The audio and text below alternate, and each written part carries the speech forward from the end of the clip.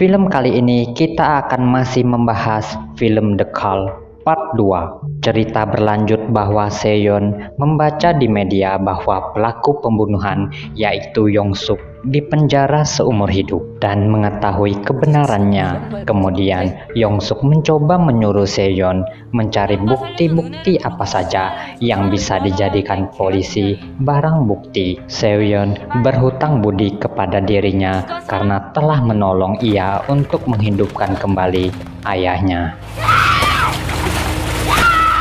Tiba-tiba, ayah dan Seon kecil pada hari itu berkunjung ke rumahnya untuk bertemu dengan ibunya. Pucuk dicinta ulang pun tiba. Sangat pas sekali keadaannya. Yong-suk mempersilahkan mereka masuk dan menunggu.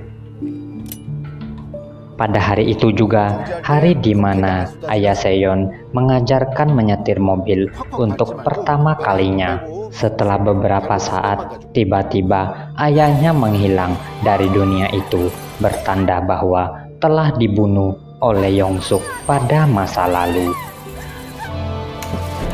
Keadaan masa depan pun berubah begitu saja, dan tinggallah Seon kecil bersama dirinya. Seon kembali ke rumahnya dan tampak rumah itu seperti gubuk tua yang berantakan.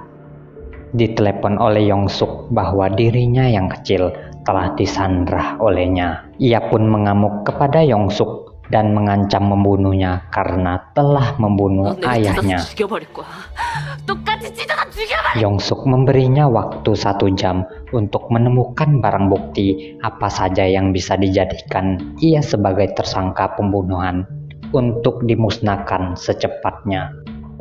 Dengan cepat, Seon menyusun rencana untuk menjebak Yong-suk. Setelah diberitahu, ia menghilangkan barang bukti, yaitu pisau yang dipakainya untuk membunuh harus dihilangkan, terambil oleh pemulung.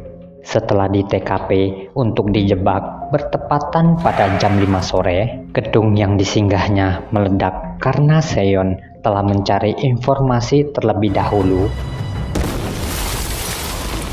Ternyata cara penjebakan itu tidak berhasil dan Yong-suk masih hidup. Ditelepon kembali, Seon sangat ketakutan.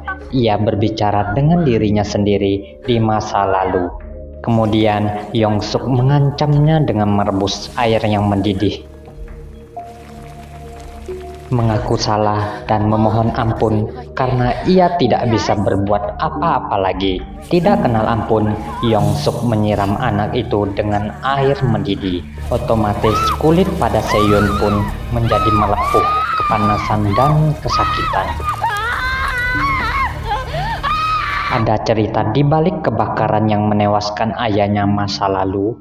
Yong-suk pun memberitahunya bahwa pelakunya bukanlah ibunya karena sewaktu itu kompor telah dimatikan. Tetapi Seon kecillah yang waktu itu menghidupkan kompornya tanpa sadar, yang akhirnya menewaskan ayahnya kala itu. Akhirnya barang bukti berupa pisau bekas pembunuhan itu telah disingkirkan oleh Yong-suk, sehingga daftar tersangka pada dirinya di masa depan pun menghilang. Fenomena perubahan masa depan terjadi di mana masa depan dan masa lalu bertemu. Di sisi lain, pada zaman lampaunya, ibu Seon yang sedang mencari Seon kecil yang menghilang beberapa hari yang lalu di rumahnya Yong-suk, mendatangi rumah itu dengan seorang polisi, mengecek seisi rumahnya. Kemudian ibunya menelepon Seon yang di masa depan, tetapi digagalkan oleh Yong-suk. Pada masa depan, Seon bertemu dengan Yong-suk yang sudah menua. Bertarung dengannya, merebut telepon untuk menelepon ibunya yang sedang bersama dengan Yong-suk kala itu. Yong-suk masa lalu pun juga mengejar ibu Seon di mana akan membunuhnya. Bisa teleponan juga, Seon memberi arahan kepada ibunya untuk melawan dengan benda apa saja yang ada di sana, tetapi ibunya dipancing keluar dari kamar setelah mendengar suara Seon kecil yang menangis. Ibunya terbeset luka karena menolong anaknya dan Yong-suk makin beringas untuk membunuhnya. Kemudian ibu Seon mengorbankan dirinya untuk menolong Seon dengan mendorong Yong-suk bersama dirinya dari lantai atas rumah itu.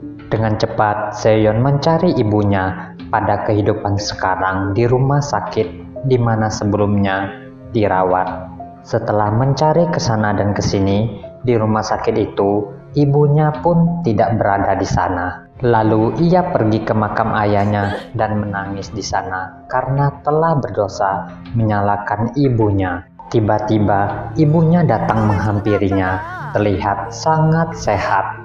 Ia pun kebingungan, tetapi ada bekas luka sayatan di sekujur tubuh ibunya yang merupakan bekas bacokan dari Yong-suk kala menolong Seon sewaktu kecil. Dan cerita pun tamat. Jika kalian suka dengan video ini, silakan like dan subscribe channel ini. Terima kasih sudah mau menonton.